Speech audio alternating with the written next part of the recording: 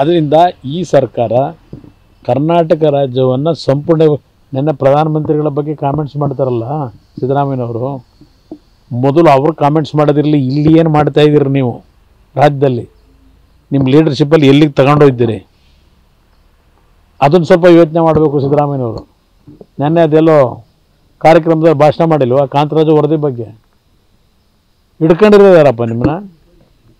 ಈಗ ಕಾಂತರಾಜು ವರದಿ ಕುಮಾರಸ್ವಾಮಿ ಅಕ್ಸೆಪ್ಟ್ ಮಾಡಲಿಲ್ಲ ಅಂತ ಹೇಳಿದ್ದಾರೆ. ನನ್ನ ಕಾಲದಲ್ಲಿ ಸಂಪೂರ್ಣ ಆಗಿರಲಿಲ್ಲ, ಕುಮಾರಸ್ವಾಮಿ ಕಾಲದಲ್ಲಿ ಸಿದ್ಧವಾಗಿತ್ತು, ಅದನ್ನು ತಗೊಳ್ಳಿಲ್ಲ.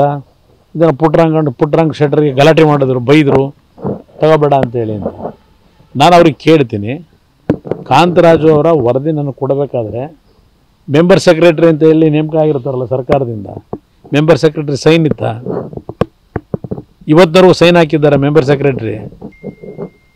ಸೆಕ್ರೆಟ್ರಿ ಸೈನ್ ಇಲ್ಲದೆ ಆ ವರದಿ ನಾನು ತಗೊಳಕ್ಕಾಗುತ್ತಾ? ಇಷ್ಟು ಪರಿಜ್ಞಾನ ಇಲ್ವಾ ಸಿದ್ದರಾಮಯ್ಯನವರಿಗೆ? ಪದೇ ಪದೇ ಕುಮಾರಸ್ವಾಮಿ ತಗೊಳ್ಳಿಲ್ಲ, ಕುಮಾರಸ್ವಾಮಿ 1 ವರ್ಷ ಆಯ್ತಲ್ಲಪ್ಪ. ಈಗ ಇನ್ನು ಜಯಪ್ರಕಾಶ್ ಶೆಟ್ಟರ್ ಕೈಯಲ್ಲಿ ಏನು ಬರೆಸ್ತಾ ಇದ್ದೀರಿ? ಆಗ ಅವ್ರ ಕೈಲಿ ಏನು ಬರೆಸ್ಕೊಂಡ್ರಿ? ಈಗ ಅದು ಎಂಥದೋ ಇನ್ನೂ ನಾವು ವರದಿನೇ ತಗೊಂಡಿಲ್ಲ ಅಂತ ಹೇಳ್ತೀರಿ.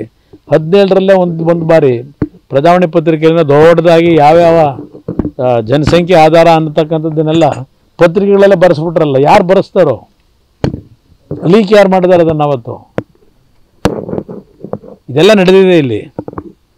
ಏನೋ ಅವರು ತಪ್ಪಿದ್ರೆ ಅವೈಜ್ಞಾನಿಕ, ನೋಡ್ದಿನ ವರದಿನೇ ನೋಡದೆ ಅವೈಜ್ಞಾನಿಕ ಅಂತಾರೆ ಅಂತ ಹೇಳ್ತಾವ್ರೆ. ಆ ಅವೈಜ್ಞಾನಿಕ ಅಂತ ತೀರ್ಮಾನಕ್ಕೆ ಯಾಕೆ ಬಂದವರಾಗಿದ್ದಾರೆ ಅದನ್ನು ಕಾಮೆಂಟ್ಸ್ ಮಾಡ್ತಾ ಇರೋರು. ಅದು ಲೀಕ್ ಮಾಡಿರೋದಕ್ಕೆ ತಾನೇ ಅದನ್ನು ಹೇಳ್ತಾ ಇರೋದು ಅವೈಜ್ಞಾನಿಕ ಅಂತ ಹೇಳಿ. ನಿಮ್ಮ ಲೂಪೋಲ್ಸ್ ನೀವಿಟ್ಕೊಂಡು ನಿಮ್ಮ ಆಡಳಿತದಲ್ಲಿ ಪದೇ ಪದೇ ಕುಮಾರಸ್ವಾಮಿ ಅಂತ ಯಾಕೆ ಹೇಳ್ತೀರಿ?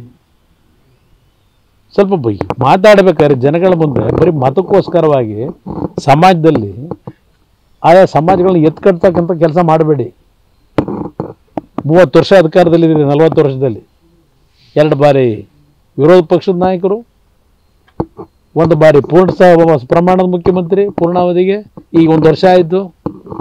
ಡೆಪ್ಟಿ CM 7 ವರ್ಷ, 14 ಅವಧಿಗೆ ಅದೆಂಥದ್ದು ನಿಮ್ಮ ಬಜೆಟ್ ಮಂಡನೆ ಮಾಡ್ಕೊಂಡಿದ್ದೀರಿ. ಏನು ಕೊಟ್ರಿ ಶೋಷಿತ ವರ್ಗಕ್ಕೆ?